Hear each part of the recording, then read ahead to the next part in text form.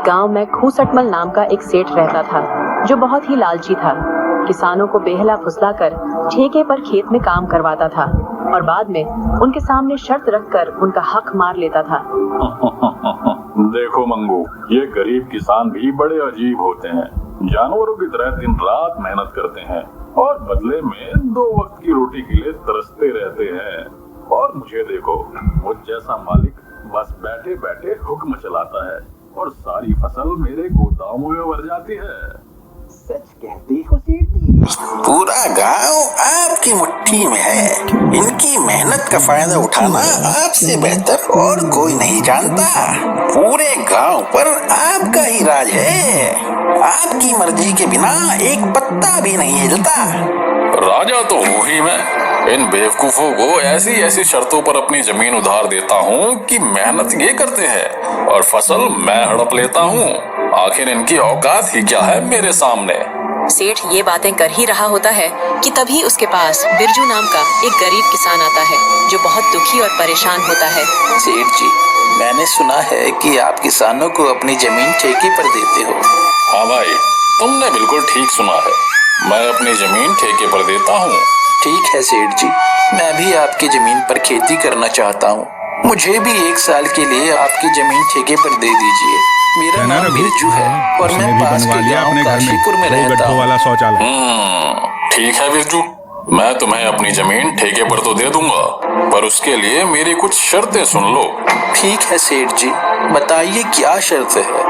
शर्त ये है कि तुम्हें मेरी जमीन पर काम करना होगा और 1 साल के बाद उस जमीन पर जो भी फसल होगी उस फसल का आधा हिस्सा तुम्हारा होगा और आधा हिस्सा मेरा होगा। ठीक है सेठ जी, मुझे आपकी शर्त मंजूर है। सेठ से जमीन की कागजी कार्रवाई करने के बाद बिरजू वहाँ से चला जाता है और अगले दिन खेती करने के लिए उस खेत में पहुँच जाता है। चलो, सेठ जी से जमीन तो मिल गई है, अब इसमें खेती करता हूँ। उम्मीद है कि इस साल अच्छी फसल होगी। मुझे बहुत मेहनत करनी होगी, तभी मेरे हिस्से में कुछ बच पाएगा। बिरजू किसान दिन रात कड़ी मेहनत करता है और फसल उगाता है। कुछ महीनों बाद फसल उगकर तैयार हो जाती है। बिरजू अब अपनी उस फसल की कटाई भी शुरू कर देता है। चलो भाई, इस साल तो बहुत अच्छी फसल हुआ है। अगर आधी जमींदार भी ले जाएगा तो भी मेरे हिस्से में कुछ तो आ ही जाएगा। बिरजू की उगाई हुई फसल की खबर सेठ खूसटमल के कानों तक पहुंचती है। अरे सेठ जी, सुनते हो क्या? आज बिरजू अपनी फसल की कटाई कर रहा है। इस साल तो बिरजू की फसल बहुत अच्छी हुई है। क्या सच में? ये तो बहुत अच्छी खबर है कि बिरजू आज फसल की कटाई कर रहा है। चलो चलकर देखते हैं। अरे बिरजू, फसल तैयार हो गई है क्या? इस बार तो तुम्हारी फसल काफी अच्छी लग रही है। हाँ सेठ जी, इस बार मैंने धान की फसल लगाई है। काफी मेहनत करने के बाद इतनी अच्छी फसल हुई है।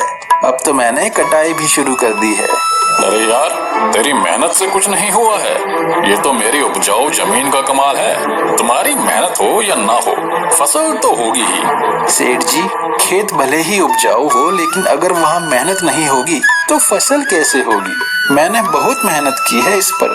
ज्यादा मत बोल बिरजू, मेहनत तो किराए के मजदूर भी करते हैं। असली कमाई का हकदार वही है जिसकी जमीन है। शर्त के मुताबिक अब जल्दी से मेरे हिस्से की आधी फसल निकाल ताकि मैं चलूं यहाँ से। मुझे और भी काफी काम है। ये कहकर सेठ बिरजू से अच्छी अच्छी फसल लेकर चला जाता है और खराब फसल बिरजू के पास छोड़ देता है, जिसे देखकर बिरजू मायूस हो जाता है। हे ऊपर वाले, इतनी मेहनत करने के बाद बस इतनी सी फसल मेरे हाथ आई है। धिक्कार है ऐसी जिंदगी पर। आखिर कब तक दूसरों के इशारों पर नाचता रहूंगा? भगवान, कब मेरी अपनी जमीन होगी? बिरजू इसी तरह अपनी जिंदगी काट रहा था। कुछ महीनों बाद